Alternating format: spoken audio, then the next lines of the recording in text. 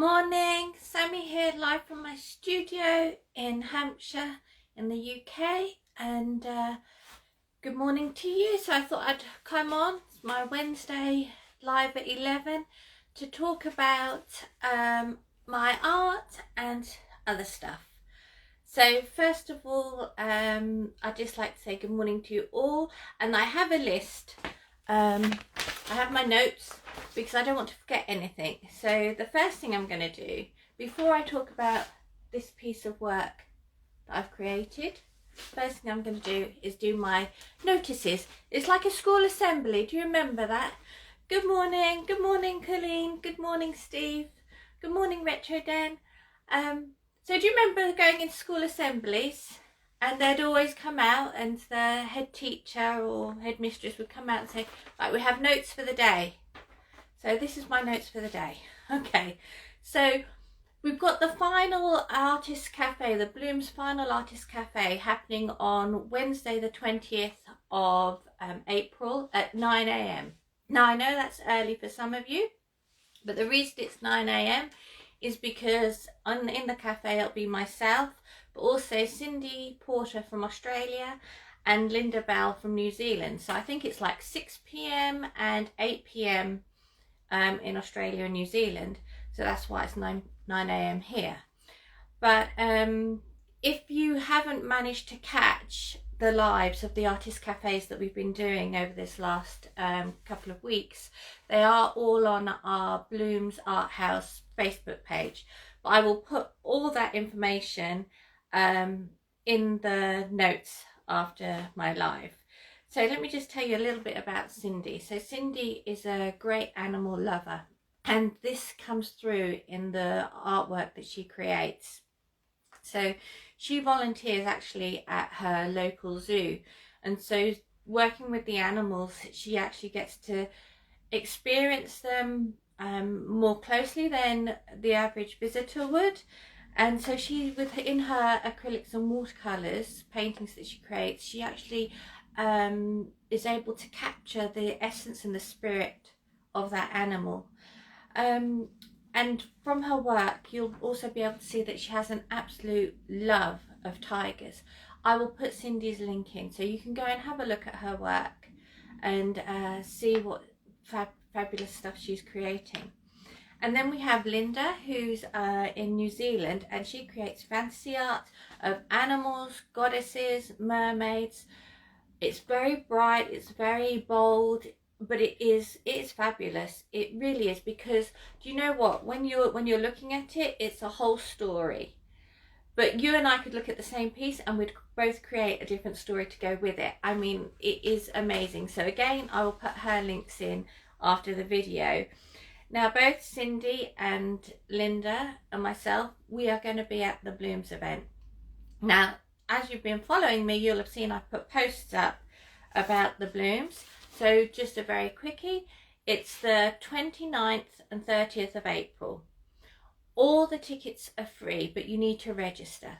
The reason they're free is because we believe that art should be available to everyone. And we want you to come along and meet us. There's going to be 15 different artists. We're all going to be live in our studios. So we've got 15 different artists, 6 countries, 5 different time zones, but we're going to be available the UK times on the Friday at 7 p.m. UK time, Saturday it's 10 a.m. and then again at 7 p.m. We are only doing this show once this year. Now last year we did it 3 times, but this year we're only doing it once. And the reason for that is more actual art shows are happening, so you can actually go the physical shows. So a lot of the artists and myself, we're going out to physical shows to actually meet people and be able to speak to them face to face, sort of live. But you can do this too on our Bloom's show, because we will be live in our studios. You'll be able to come and speak to the artists, which is something that sometimes you actually, when you go to galleries or art exhibitions, you don't get the opportunity to. But this time you will be able. You'll be able to come and speak to us, ask us as many questions as you like, ask us about our art. But do you know what? If you just want to come and look at the artwork, we're all going to have show reels running. We're going to have the physical work in our studios with us. If you just want to look at the artwork, that's fine. But I'll put all the links to the show again at the end of the video. There really is something for everyone. So I'm going to just run through the artists that we have. So we have Steve, and he does amazing photography. I call him nature's photographer. He does real close-up flower photography and also beautiful seascapes and landscapes. We have Colleen, who's an abstract mixed media artist. Her work is so stunning and has so much depth and so many layers to it that you really do need to see it to understand what I'm saying. We have Marion, who is a great tree hugger. She won't mind me saying that. She loves and adores trees, and that's what she paints. In a range of different styles and varieties, she paints these beautiful trees. We have Debbie, who's a ceramicist who makes beautiful moon jars. And I don't know if you haven't seen it, I'd say go to Wacky Lamps, because Steve interviewed Marion on Sunday, Debbie, on Sunday, and she was talking about how she fires her pots with smoke and all sorts, and it's fabulous. So go to Wacky Lamps and see that interview. And also I'll put Marion's links at the, sorry Debbie, I keep calling you Marion. I'll put Debbie's links at the end. And then we have Katerina. She's from Switzerland, and she does beautiful watercolours of divine women, and they are beautiful, but the stories that go alongside them that marry up, I mean, it's just fabulous. We have Fiona, and she creates the most beautiful landscapes with oil paints, but using knives. You need to go and see Fiona. Ask her about her knives. I don't know if she throws them, maybe sometimes, but she's an amazing artist. And we have Steph with her fibre sculpture. She creates beautiful, beautiful animals out of different fibres, and it is a most beautiful art form. And I got to see her a couple of times live and actually see the work, and it just blows you away. You can't, no matter how well something is photographed, when you actually see it in the flesh, it is stunning. Then we have Mac. Now Mac is a sculptor as well, but she sculpts with gum, chewing gum. You need to go and see Mac. You need to go and see the pieces of work that she's created. It is amazing, really is. And ask her about her process and how she got into doing that. She used to be a performance artist. She's went to art school and everything, and she's got a brilliant story, so ask Mac about her story. And then we have Julie. She does encaustic wax. Now, I didn't know what that was until I met Julie, but she paints with molten wax. Now you may think, well, how does anyone have control over that? The wax is going everywhere. And that's exactly what I thought. But she actually paints portraits, landscapes and abstract with wax. So you must go and see Julie. And then we have Elisa, who paints the most beautiful portraits of women. And they are stunning. And they really speak to your soul. And whether you're a man or a woman, you will fall in love with these paintings that she creates. And we have Ben, who is a classical portrait artist. And so he uses the classical techniques to do modern portraits. So do have a look there. And then there's me, and I create abstract art using various mediums. And so that's us. We're the Blooms. There's 15 of us. We've got so much to show you, and it'd be a real fantastic show for you to come along to. So please do put the dates in your diary, 29th and 30th of April. Tickets are free. I'll put the links in the notes.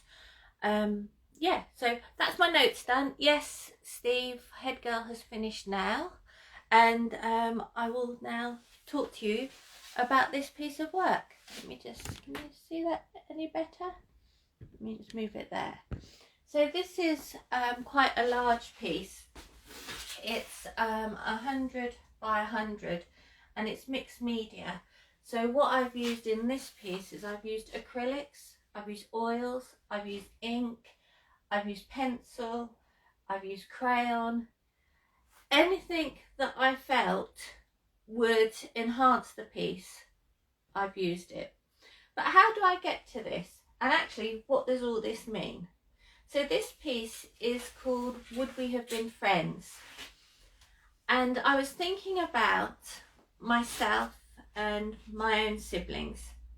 I have 3 sisters, and when we were growing up, my mum always used to say to us, if we came home from school and we'd had a falling out with one of the girls at school, my mum would say, you don't need anyone else, you've got your sisters, you've got your friends. And that's how it was when we were growing up, and it was lovely. And as we got older and started to travel our own separate paths, I was thinking, you know, if we hadn't have been sisters, would we ever have met and have been friends? Would we ever, our path ever have crossed? And so if you've got siblings, you'll probably may have had the same thoughts. But I actually decided to map this out. So from the moment that we all started working or going away to study, that's when I started mapping out how our paths would have crossed. And in actual fact, they wouldn't have done. They wouldn't have crossed at all. And even though myself and one of my older sisters, we both went into nursing. She's a paediatric nurse and I went into adult nursing. We were at different nursing schools. We went to different hospitals to work. We were in different departments and disciplines, and so we never would have crossed.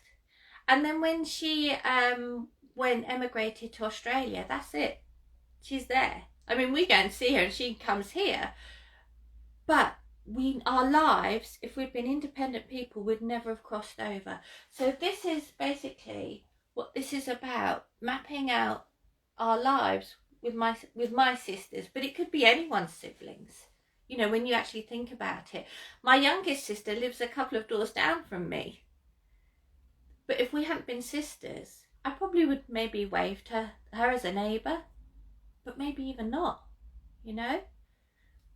So it's strange when you think about it. But how did I get to this bit? So I'm going to tell you. So what I normally do is I write everything down. So that mapping out would have all been part of an essay. Part of that essay is also looking into the questions that I ask myself.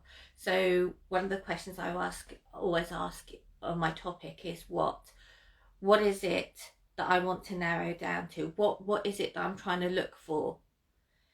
And then I look at when is all this happening? So I look at the time frame. So this is quite a wide time frame because I'm looking from, say, when we're like 17 to now. You know, I'm 50, goodness, I'm 54 this year, blimey. That time's gone quick. I'm only 21 in my head. Yeah, so that's quite a big time span that I've looked over and that I have actually physically mapped out. I had paper everywhere. So yeah, so my essays can be as like a side of A4, or for this piece, it was reams and reams and reams. And then I sort of like need to then look at how am I going to put this together? I've got my questions that I'm wanting to ask, the what, when, how, who, why, what ifs. What ifs is always a good one. What if this had happened? What if I'd taken that job there? What would have happened then? What if my sister hadn't gone to Australia? You know? So I try and answer, I ask myself questions and then I really try and answer it from all different viewpoints. So I'm doing a whole 360 really on my topic. Oh, Stephanie, you're 25 in your head. Yeah, no, I'm definitely 21 in my head. I really enjoy being 21. Actually, I haven't not enjoyed being any age once I left school, but yeah, no, 21 was good for me. Hey Katie, thank you for joining. Right, so once I've written my essay, then what do I do? Oh, this up for you. So what I do then is I map it out on how it's going to look. So if I show you this. So this was one of the first drawings I did. I draw everything out, but it's not necessarily how it's going to end up on the canvas, but it just gives me more of an idea. So I draw it out and I decide on the shapes, the colour and the style that I want to use. And this was just one of them. And then from this one, it changed. So I took some of those colours and shapes and I moved it over to this side, because this is where the mapping out then comes into play. So that was the basic drawing that I did for the first part of my essay. And then the second part of my essay is getting a bit more complex, because I'm cross matching all the written information and making the links. So that's what all these lines are really, is me making links. I don't know how well you can see that. It's me making links to different areas. So where meets where, or where do we sort of like almost meet but not quite, sort of like a sliding doors, I guess. And then this one at the bottom here, this was sort of what the final ideas that I was having. So I've got the 4 sisters. These are the circles, the 4 circles. We're the 4 sisters, and we're looking at how our lives are going. And I sort of put them in compartments, but in actual fact, the final piece, as you can see, there wasn't the compartments there. But I've been able to layer up all of that information. And I also, before I did this one, I wanted to see how different shapes and movements would work. So this is just a trial piece, just trialing out different lines and movements and how it would work on the bigger piece for me.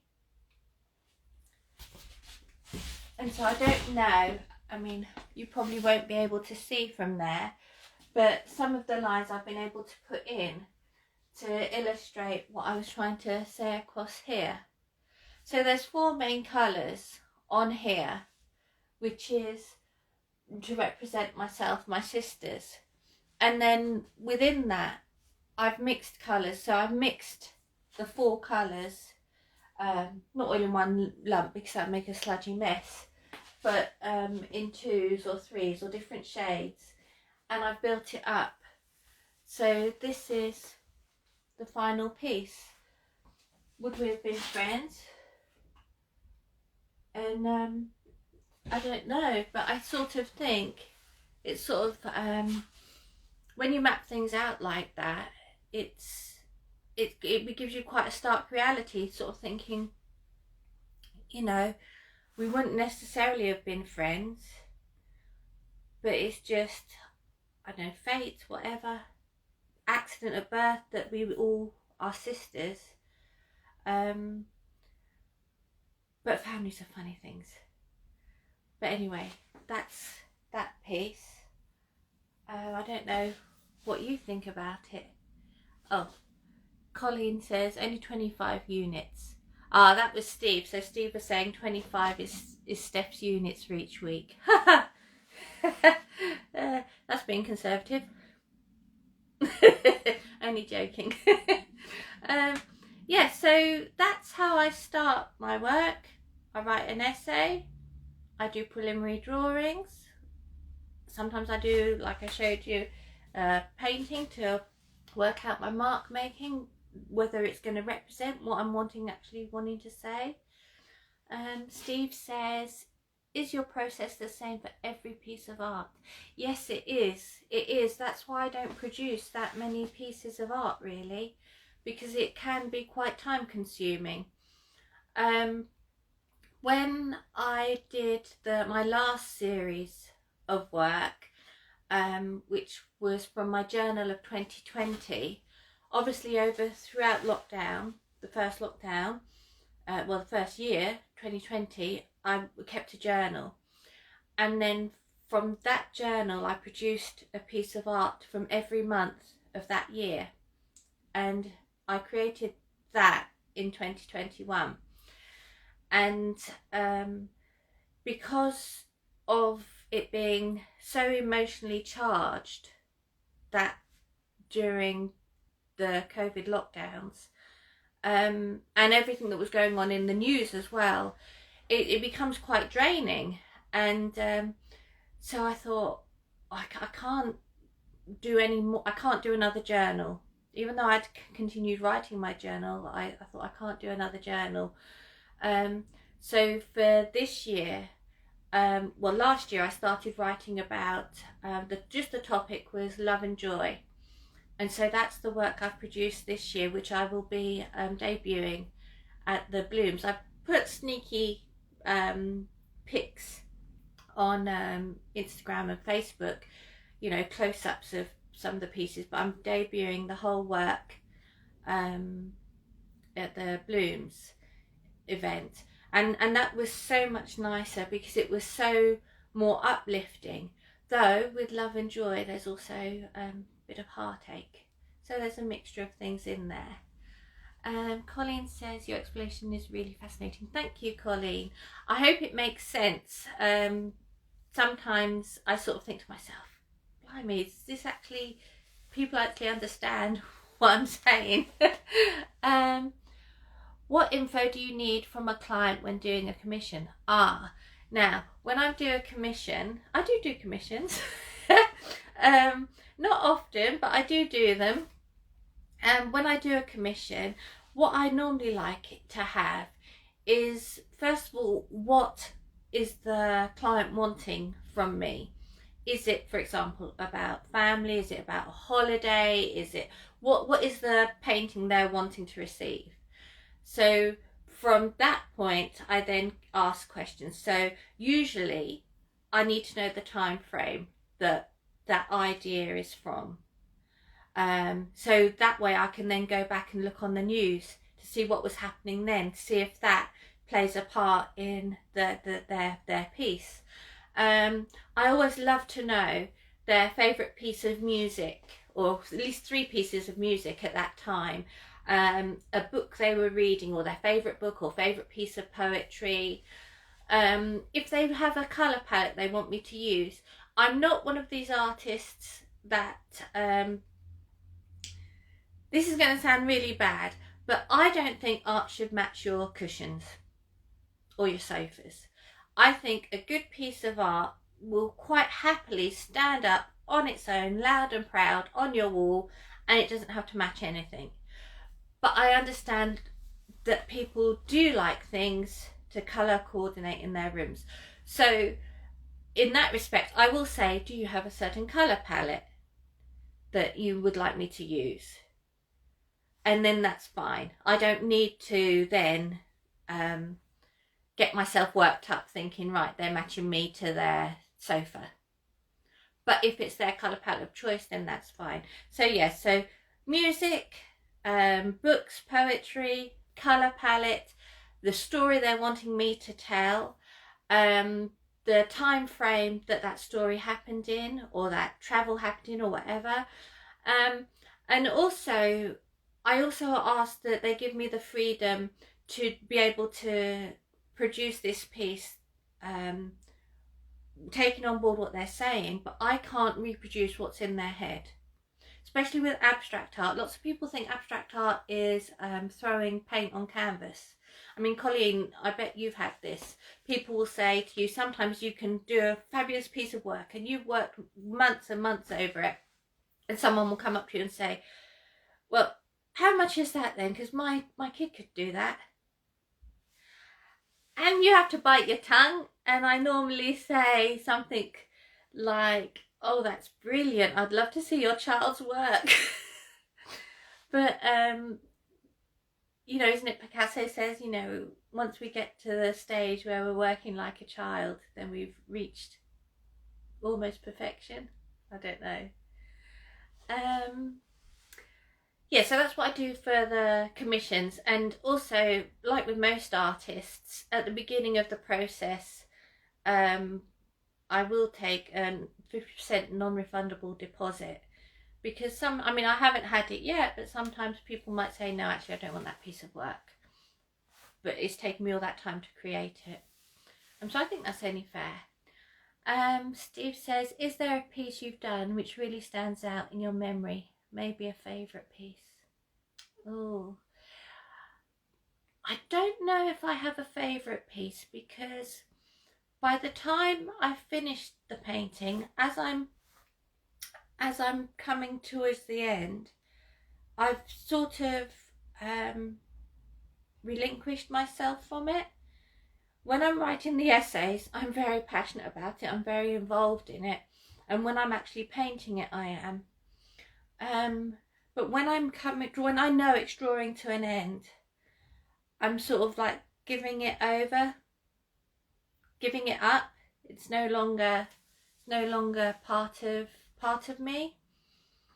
What I do is some of my clients, my collectors, some will ask for the essay. I do give them extracts of the essay, because sometimes it'd be just too long for them to have it. It'd be just too much, and also there's a lot of personal stuff that I write in there, and so I give extracts of the essay. I give information about my colour palette, about all the materials and utensils and tools I've used. So I give a nice brochure, I suppose, of what I've done.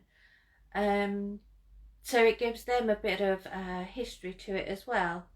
But no, Steve, I don't think I've got an absolute favourite piece, because once I've finished them, I don't feel they belong to me anymore. I'm hoping that my collectors will come and take over the story. So I've started the story, and then they can continue the narrative with it. Thank you for asking that one. I have to think. But no, I don't.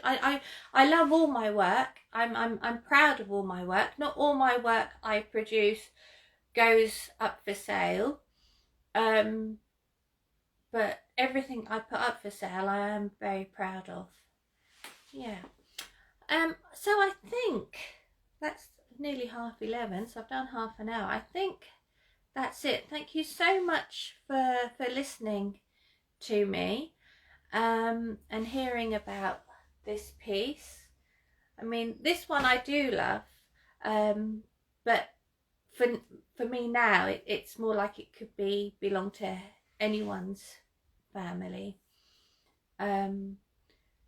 But yeah, so thank you for listening to me. So just to recap, we've got the Bloom show on the 29th and 30th of April. The tickets are free, but you do need to register so we can send you the link. You can use the whole ticket. You can use the ticket over all 3 shows. We're doing 3 shows over 2 days. But I'll put all the links in.